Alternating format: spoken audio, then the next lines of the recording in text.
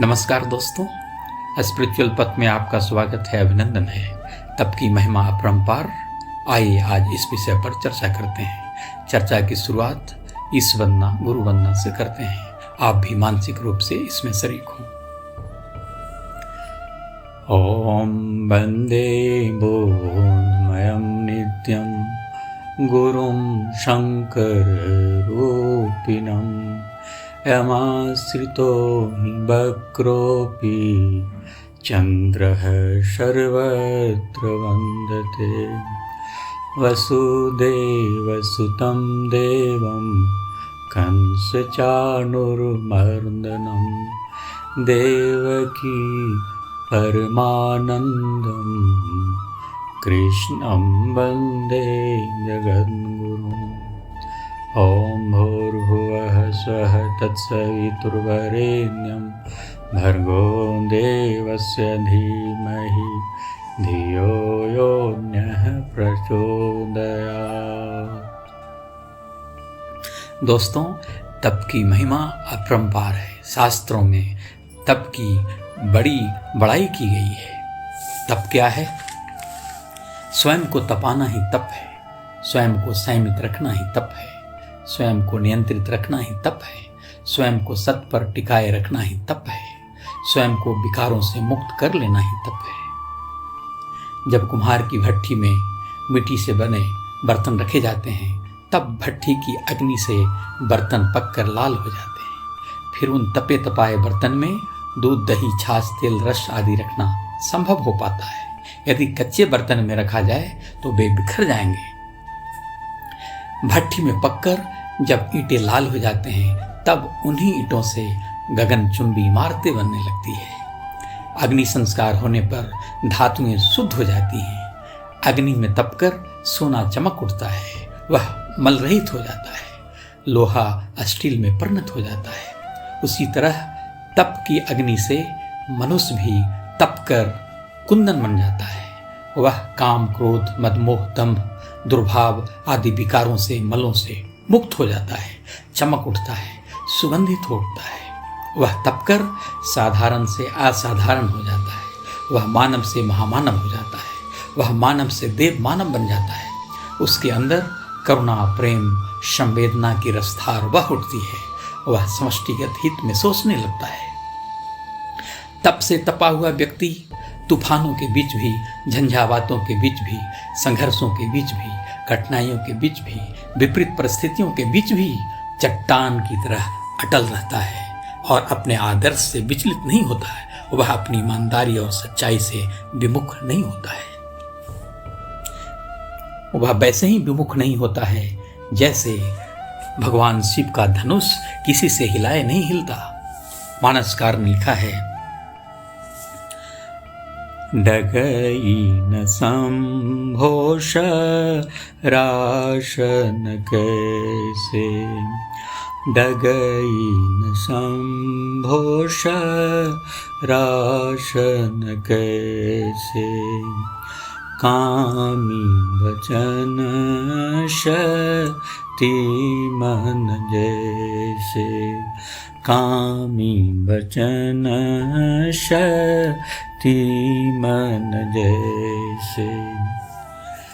तप से तपी हुई स्त्री का मन विकारों में विचलित नहीं होता, विकारों से विचलित नहीं होता। कामी वचन, कामी पुरुष के वचन को सुनकर भी तपस्विनी स्त्री का मन विचलित नहीं होता, जैसे भगवान शिव का धनुष हिलाए नहीं हिलता। क्या शानदार बात कही है मानसकार ने। साधारण व्यक्ति जहां वासना में, क्रोध में, लोभ में, प्रलोभन में पिट जाता है, लुट जाता है, वहीं तपा हुआ व्यक्ति अपने आप को संभाले रखता है। तप से तपा हुआ व्यक्ति कभी ईमानदारी का सौदा नहीं करता। उसकी ईमानदारी कभी बिकाऊ नहीं होती। धन संपदा पाने की लालच में वह कभी भी ईमानदारी से विचलित नहीं होता। फिर उसे 5,000 या 5 करोड़ रुपए का ही प्रलोभन क्यों न मिले, वह अपनी ईमानदारी को बिकने नहीं देता। उसकी ईमानदारी बिकाऊ नहीं होती, उसकी सच्चाई बिकाऊ नहीं होती। वह अपनी ईमानदारी को कभी झुकने नहीं देता, गिरने नहीं देता। वह लोभ और प्रलोभन में नहीं फंसता। जब व्यक्ति तपा हुआ होता है तो वह अर्जुन की तरह अर्धरात्रि में भी अपने शयन कक्ष में आई हुई उर्वशी को मां कहता है। भामाशाह की तरह वह राष्ट्र हित में अपना सब कुछ समर्पित कर देता है। सुभाष चंद्र बोस, चंद्रशेखर आजाद, भगत सिंह की तरह राष्ट्र की आन बान शान के लिए अपना सर्वस्व निछावर करने को वह सदैव तत्पर रहता है। फिर तपा हुआ व्यक्ति चाहे कर्मचारी हो, अधिकारी हो, नेता हो, अभिनेता हो, अभियंता हो, अध्यापक हो, चिकित्सक हो, खिलाड़ी हो, उद्योगपति हो, व्यापारी हो, आम नागरिक हो, उसके सीने में ईमानदारी, आदर्श और सच्चाई का चिराग हमेशा जलता रहता है, जिसके प्रकाश में रहकर वह सदैव सच्चे पथ पर चलता रहता है।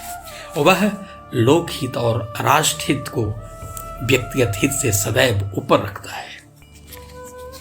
तप की बड़ी महिमा है। सच कहें तो तप से तपा हुआ व्यक्ति ही सच्चा व्यक्ति होता है, खरा व्यक्ति होता है, वही सच्चा नागरिक होता है। भगवान भोलेनाथ ने तप के क्षेत्र में क्या विशाल उदाहरण प्रस्तुत किया है।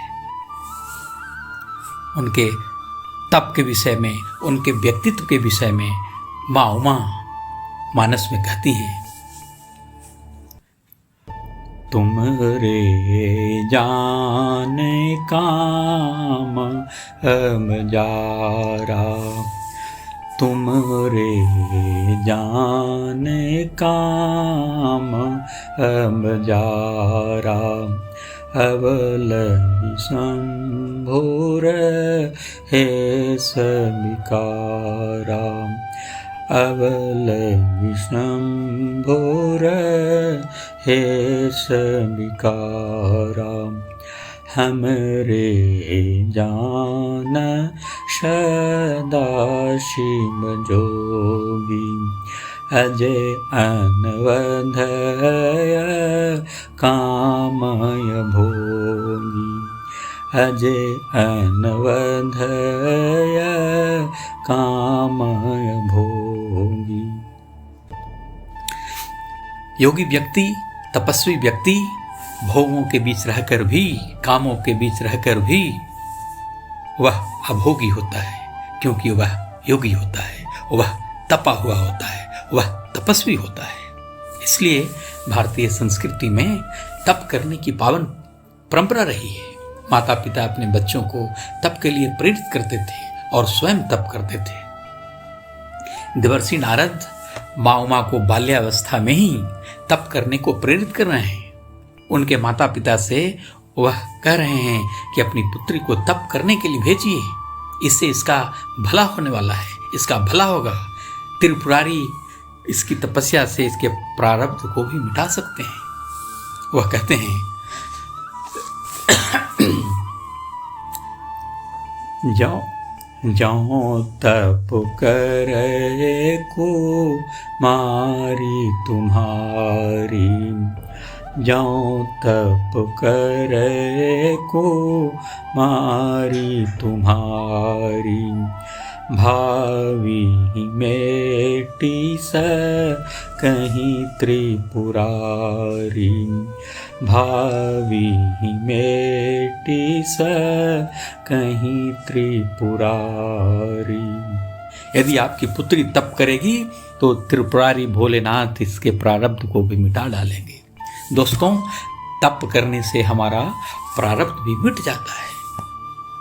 जैसे डायनामाइट की ताकत से बड़े बड़े दुर्ग, बड़े बड़े किला, बड़े बड़े चट्टान ध्वस्त हो जाते हैं, धराशायी हो जाते हैं, वैसे ही तप के प्रभाव से, तप के प्रचंड प्रभाव से हमारे प्रारब्ध भी मिट जाते हैं। हमारा चित्त विकार रहित हो जाता है, विकार रहित हो जाता है। हमारा चित्त चिदाकाश साफ हो जाता है और उसमें प्रभु के ज्ञान का सूर्योदय होता है, अरुणोदय होता है और हमारे जीवन में प्रकाश ही प्रकाश होता है। तप से तपा हुआ व्यक्ति इस संसार में रहता है, पर संसार उसमें नहीं बसता। संसार के दोषों और बुराइयों के बीच रहकर भी वह उससे अप्रभावित रहता है, अछूता रहता है। वह संसार में वैसे ही रहता है जैसे जल में कमल रहता है। जल में रहते हुए भी कमल जल से निर्लिप्त रहता है, अप्रभावित रहता है, अछूता रहता है। वैसे ही तप से तपा हुआ व्यक्ति संसार में रहकर भी संसार से अछूता रहता है, अनासक्त रहता है और इसीलिए आनंद में रहता है, परम आनंद में रहता है। वह भौतिक सुख भी प्राप्त करता है और आध्यात्मिक सुख भी प्राप्त करता है। इसीलिए इसी परंपरा को बनाए रखने के लिए देवर्षि नारद तप करने को प्रेरित कर रहे हैं। हम सबको उनके मार्गदर्शन को पाकर माँ उमा भी तप करने को लिए चल पड़ती है, निकल पड़ती है। मातु पितहि बहु विधि समुझाई, मातु पितहि बहु विधि समुझाई, चली उमा तप हित हर्षाई, चली उमा तप हित हर्षाई। तप करने को चल पड़ती हैं और तप कैसा करती हैं?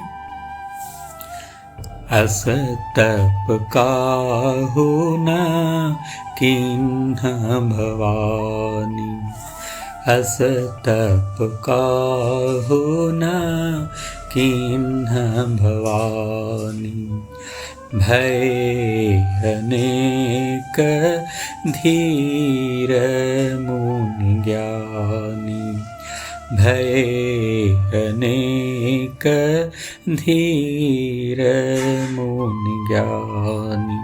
हे पार्वती, ऐसा तप आज तक किसी ने नहीं किया जैसा आपने किया। दोस्तों, जब हम तप करते हैं, सच्चे मन से तप करते हैं, भगवत भक्ति और स्वाध्याय के साथ तप करते हैं, तब हमारे तप का संदेशा प्रकृति भी परमात्मा तक पहुंचाने में लग जाती है। प्रकृति भी हमारे अनुकूल हो जाती है।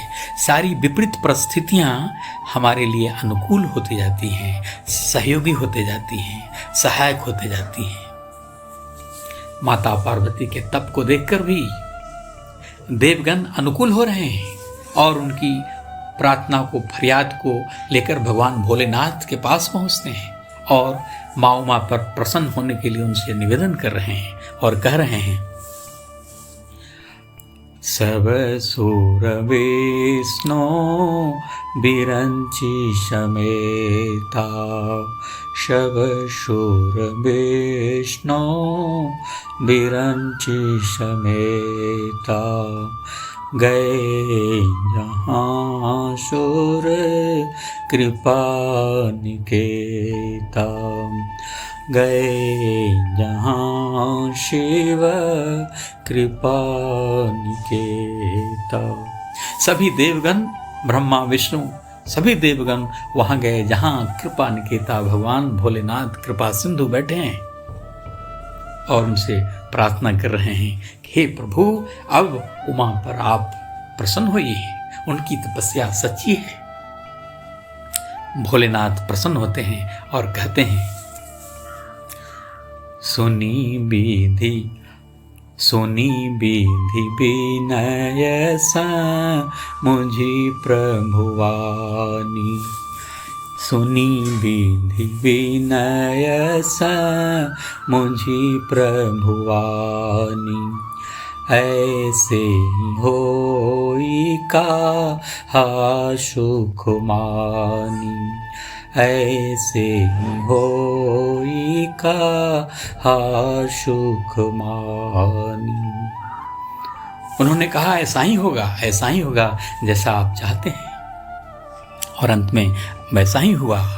माँ उमा को भगवान भोलेनाथ ने वरण किया।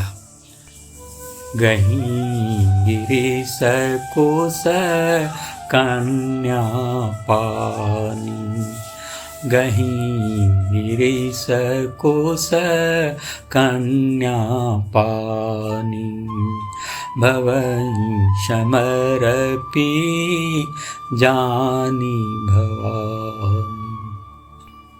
दोस्तों, जब इस तरह से हम भगवान की भक्ति में लीन होकर डूबकर स्वाध्याय करते हुए तप करते हैं, तब हमारे तप से प्रकृति भी प्रभावित होती है और सूक्ष्म रूप में जो परमात्मा चेतना सर्वत्र व्याप्त है वह हमारे अनुकूल होती है, सहयोगी होती है।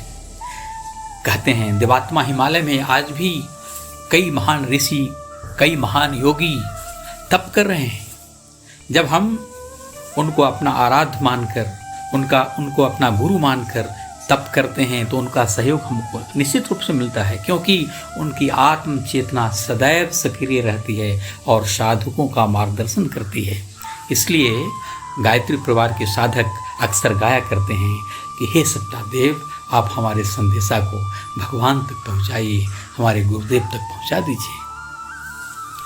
ओ सविता देवता संदेशा मेरा तुम पहुँचाना। और वास्तव में संदेशा पहुँचता है जब आप सच्चे मन से तप करते हैं। इसलिए हमें हमेशा सच्चे मन से ही तप करना चाहिए।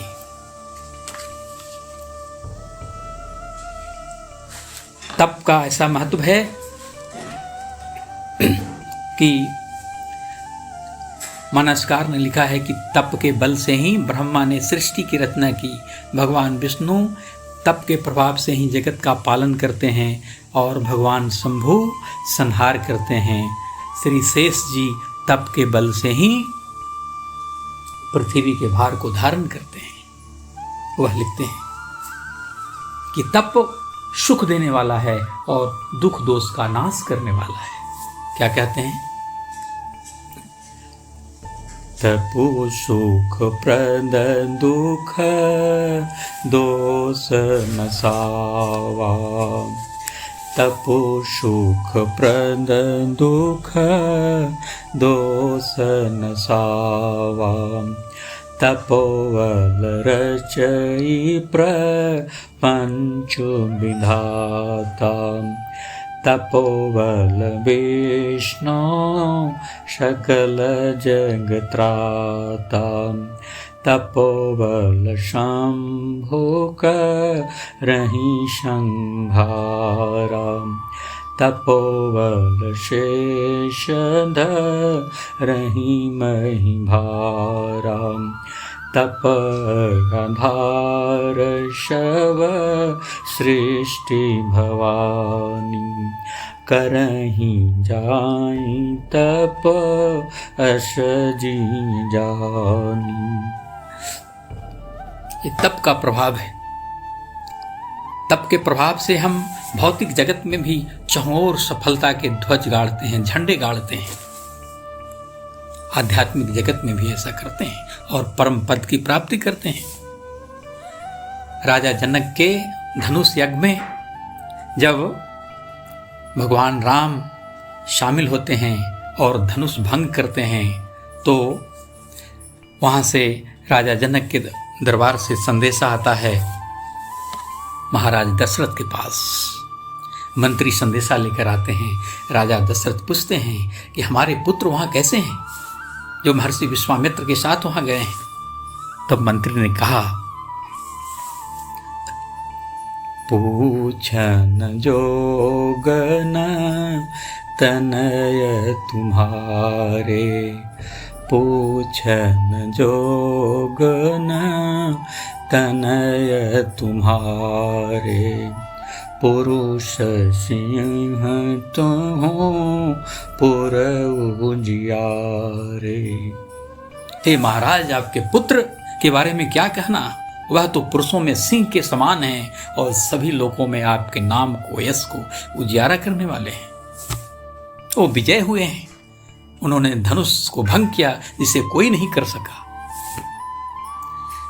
संकट की स्थिति में, दुख की स्थिति में जहां समान व्यक्ति टूट जाता है, बिखर जाता है, आत्महत्या तक करने की सोचने लगता है, बड़े कठोर और गलत कदम उठा लेते हैं, वैसी परिस्थिति में तपस्वी व्यक्ति, तप से तपा हुआ व्यक्ति संयम बनाए रखता है, अपने आप को संभाले रखता है, बनाए रखता है, बचाए रखता है। जब राजा जनक जी को पता चला कि हमारी पुत्री वनवास जा रही है तो वे बड़े चिंतित हुए, उदास हुए कि हमारी पुत्री कितनी सुकुमार है, कोमल है, वह कैसे जंगल में गुजारेगी, कैसे रहेगी। लेकिन जब राजा जनक आकर अपनी पुत्री को देखते हैं वन जाते हुए और उनको तपस्विनी वेश में हर्षित मुद्रा में देखते हैं, तब हर्षित हो जाते हैं और क्या कहते हैं,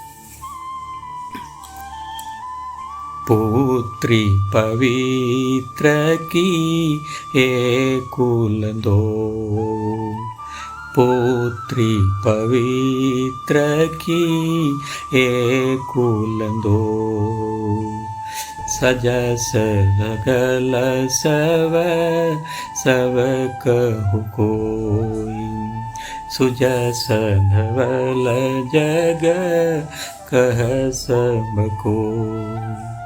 हे पुत्री, तूने अपने आचरण से दोनों कुलों को पवित्र कर दिया है, तेरा यश उज्जवल है। राजा जनक हर्षित हो गए।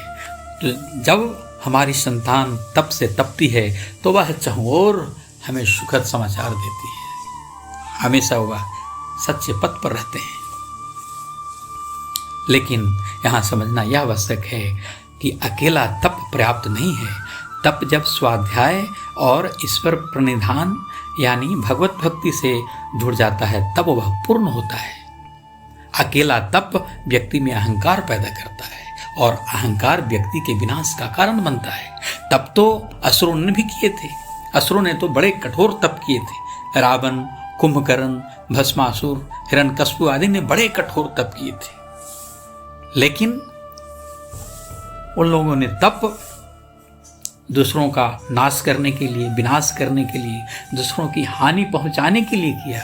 इसलिए उनका तप सात्विक नहीं तामसिक रहा।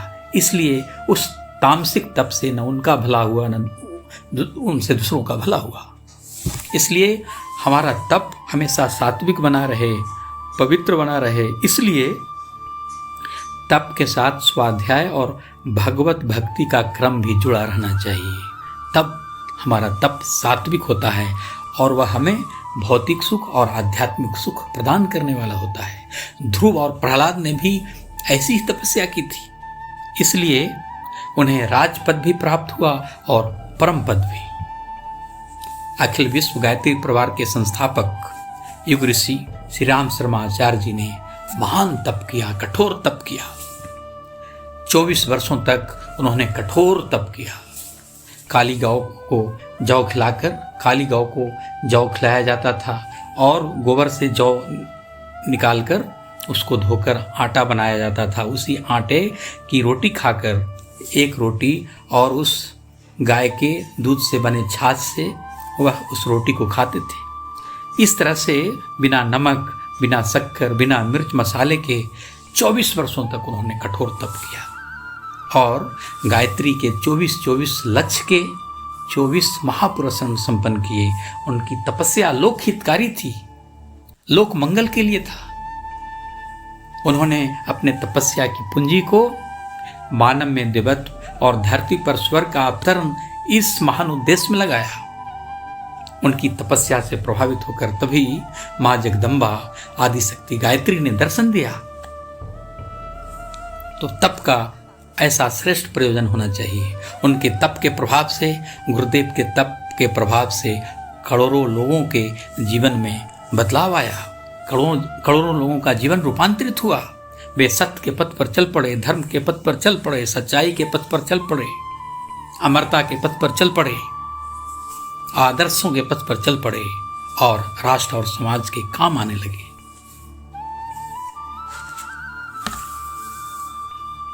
इसलिए युग ऋषि परम पूज्य गुरुदेव ने तप के विषय में क्या खूब कहा है। उन्होंने कहा है कि तप आध्यात्मिक जीवन शैली का दूसरा नाम है। जो तपस्वी होता है वह अपना संपूर्ण जीवन ईश्वर की साक्षी में जीता है। वह ऐसा कुछ भी नहीं करता और ऐसा कुछ भी नहीं सोचता जिसे अपने आराध्य की उपस्थिति में न किया जा सके। जो लोग केवल भूखे रहने को या फिर पानी अथवा धूप में खड़े रहने को तप का पर्याय मान लेते हैं वे भ्रमित हैं। तप तो सहज संयम है वासना, तृष्णा एवं अहंता से पीछा छुड़ाकर प्रभु की ओर बढ़ चलने का नाम ही तो तप है। इस डगर पर जो शारीरिक एवं मानसिक पीड़ाएं होती है, तपस्वी उन्हें सहज भाव से सहन करता है। तप का अर्थ परिष्कार है, परिमार्जन है, अहंकार का पोषण करना नहीं है। तप का उद्देश्य अहंकार का संवर्धन नहीं बल्कि उसका विसर्जन है। तप करने के उपरांत जिनमें अहंकार बढ़ता है, उनका तप करना सफल नहीं होता बल्कि उनके ही विनाश का कारण बनता है। इसलिए ऋषिवर पतंजलि ने भी योग सूत्र में क्रिया योग को प्रस्तुत किया है।